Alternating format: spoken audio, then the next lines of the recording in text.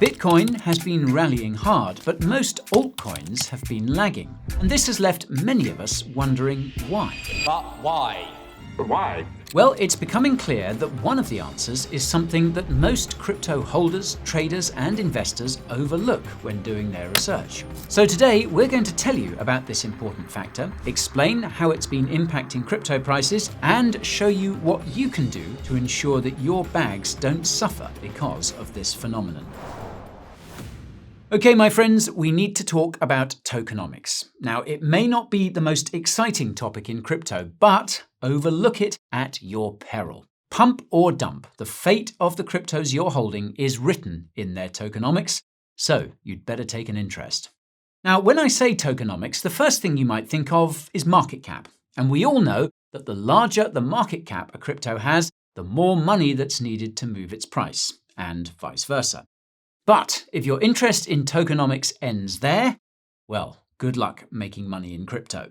If you really want to know how this game is played, you need to study FDV, or fully diluted valuation. The fully diluted valuation of a crypto is what you get when you multiply its price by its maximum supply. Often, the maximum supply refers to tokens that are locked, out of circulation, and unable to be sold on the open market, until, of course, they are unlocked one day. Now, because maximum supply and FDV conjure up some future event, token unlocks, it's very easy to underestimate their importance in the short term. After all, it could be weeks, months, or even years before new supply hits the market. And if you're a trader looking for short-term opportunities, this dynamic may not concern you all that much. But if you're an investor with a medium to long-term time horizon, you should be wary of cryptos with an FDV that is high relative to their initial circulating supply, or float. Now, to understand what this means, let's check out some examples of cryptos that fit the high FDV, low float description. We are, in fact, spoilt for choice here, but let's go with, say, Wormhole. Now, at the time of making this video, Wormhole's W token is trading at just over 59 cents, and the circulating supply is 1.8 billion W. This gives Wormhole a market cap of around $1,065 million. And if you want to work from this information alone, you might think, $1 billion market cap, that suits my risk tolerance. With a market cap like that, it might pump 3, 5, maybe 10x from here. But this is where you need to be careful. The max supply of W is 10 billion, meaning that only 18% of all W tokens are currently on the open market. The current price of around 59 cents is the result of supply and demand based on a temporarily scarce 18% tranche of all the W tokens that actually exist. The remaining 82% will be unlocked over the next 4 years, meaning a large number of them could be sold on the open market. The question then is whether there will be enough buyers willing to pay the same price, or ideally more, for a token whose supply stands to increase more than 5-fold. At the moment, W's FDV is around $5,930 million. So, if you're hoping to see this token 10x over the next few years, make sure you have your maths right. It's not the billion-dollar current market cap that you should be multiplying, but the FDV of almost $6 billion. When the entire supply is circulating, a 10x will put W at almost $60 billion. Crazier things have, of course, happened in crypto, but that is nevertheless an extremely high valuation. It's about the same as the combined current market caps of XRP, ADA, and AVAX, and it's a much taller order than praying for a 10x from a $1 billion to a $10 billion market cap. Wormhole is a good example of the high FDV, low float model that has become the standard for newly launched cryptos that are backed by a lot of big venture capital money.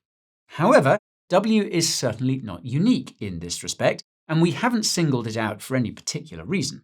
Other classics in the high FDV, low float genre include Sui, Ondo, Celestia, Starknet, Ethena, and Jupiter.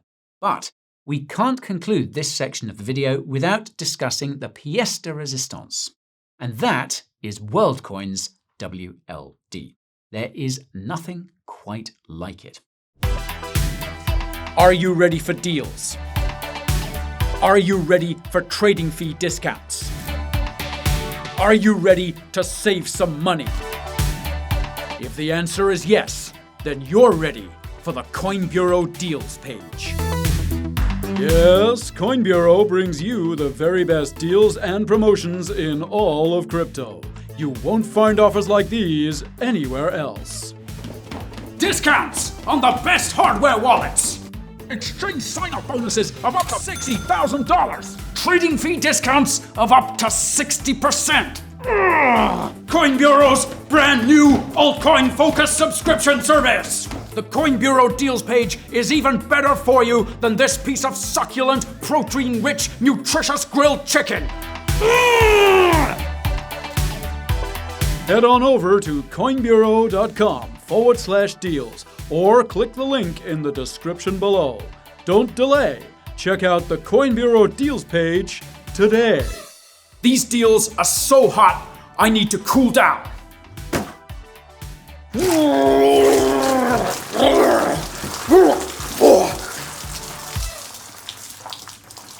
Yeah! WorldCoin has a circulating supply of around 227 million WLD and a total supply of 10 billion WLD. For the maths averse, that means that just over 2.27% of all the WLD that exists is actually in circulation. The demand for this extremely low float currently gives WLD a market cap of around $1.130 billion and a price of around $4.97.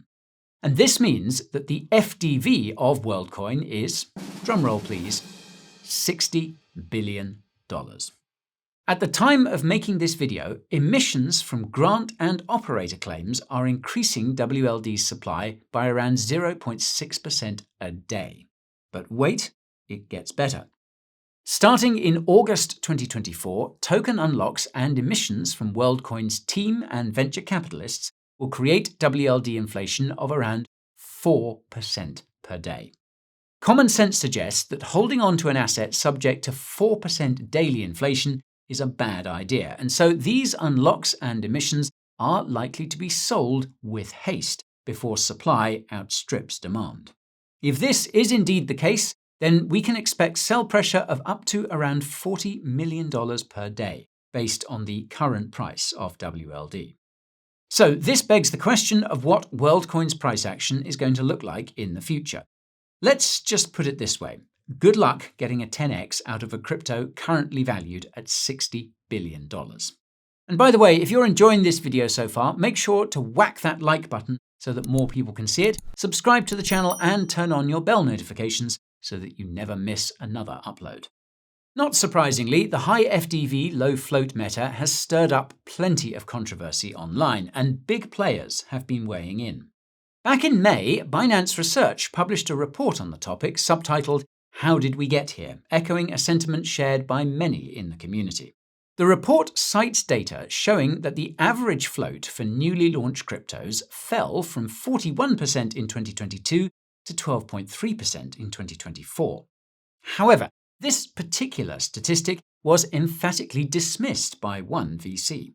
As Dragonfly Capital managing partner Hasib Qureshi put it, quote, "I'm sorry, what? My brother in Christ, I was around in 2022. Projects were not launching with circulating supplies of 41%.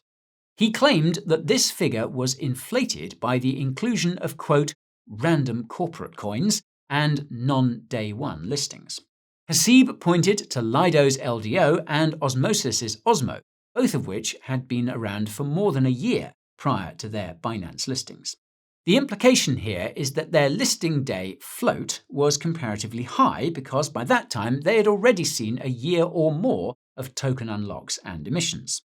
Now this is an interesting take, but it would be good to have more data on this before drawing any conclusions about the significance of that 41% figure in the Binance report. However, Hasib also supports his argument by pointing to a list of older major cryptos with low float percentages shared by Doug Colkett, a crypto founder. The list shows Sol, ARB, Uni, NEAR, Pendle, BAL, and AXS launched with floats between 12 and 16%, AVAX 1-inch IMX at 4 to 6.5%, and a few outliers like DOT at 37% and MENA at 1.2%. While this list is by no means exhaustive, it shows that some of the biggest crypto projects from previous cycles, most of which have survived and become well established, shared the high FDV low float model that has come under so much scrutiny of late. This suggests that this model isn't a new phenomenon, and, for that matter, Haseeb argues it's not even a crypto-specific one. He compares the average float of Binance listings year to date, which is 12.3%, to the median day one IPO float on the stock market in 2023, which was 12.8%. Newsflash, they're not that far off. In fact, this FDV tomfoolery seems to be standard practice in TradFi. Haseeb also addressed the performance of the low-float, high FDV cryptos launched on Binance so far this year. In response to data showing that some 80% of them are currently in the red, Haseeb argues that this can't be due to big-name VCs dumping their shiny new tokens onto exchanges, as none of the newly launched cryptos in question have had their VC allocations unlocked yet. As he explains, top-tier VCs who are also under SEC supervision are bound by its Rule 144A to have a cliff of at least 1 year and a multi-year vest before they get their tokens. Instead, Haseeb suggests that new launches on Binance simply followed the rest of the market when it dumped in April, ostensibly in response to geopolitical tensions in the Middle East. While the price of BTC has since shown strength, altcoins in general have been painting ugly charts in recent weeks. This suggests that if there is a problem, it's not particular to newly launched low-float, high FDV cryptos. So in fact, the picture may not be quite as black and white. Haseeb's arguments call into question simplistic narratives about the low-float and high FDV model, like the one that identifies the meme coin season of Q1 as a revolt of retail investors newly savvy to FDV dynamics. But at the same time, it would be unwise to deny that there is any problem at all with the low-float, high FDV meta. Sure, unlocks, emissions, and VC dumping might not be responsible for the lackluster price action from new launches right now because, again, the unlocks haven't begun yet. But in the long term, this model appears unsustainable, and that's because everyone is doing it. According to an estimate in the Binance Research Report, approximately $155 billion worth of tokens will be unlocked from 2024 to 2030. Without an equal influx of buy-side demand and capital flows, it's not clear how the tokens in question will be able to maintain their current prices, let alone appreciate in value. On the other hand, demand for digital assets has grown tremendously in the last decade, so projects launching with increasingly large FDVs is hardly surprising. And as we've seen, low floats themselves are not new. But it's also true that many new projects are launching at valuations that can't be justified by any fundamental analysis of the project or public market demand for it. This is a symptom of what crypto elder statesman Kobe called in a recent essay the phantom market. The essay is well worth a read, by the way, so we'll drop a link to it in the description for you to check out later. Anyway, after regulators brought the ICO era of the mid-2010s to a close, fundraising for crypto projects moved to a VC-reliant model where prices are determined by the absolute highest price any VC is willing to pay. There is now a crowded field of top-tier crypto VC firms with deep pockets surrounded by countless smaller VCs eager to copy their trades. The result is a phantom market that Kobe says is either delusional, rigged, or both. It's a race to the bottom, where VCs don't seem to care about bidding for tokens at exorbitant FDVs because their returns, while diminishing, are still astronomical compared to buying at post-launch market prices. This means that anyone who doesn't have access to token pre-sales and fundraising rounds is, by definition, a late buyer, aka exit liquidity. There is no being early to cryptos like these. As Kobe put it, quote, all of the upside has already been captured by the private market. Once upon a time, ICOs and VC seed rounds courted less demand, meaning that cryptos still had room to grow after their launch on the public market, where they could be repriced according to supply and demand. But those days are behind us, and it seems that all of a new crypto's price discovery takes place in private funding rounds.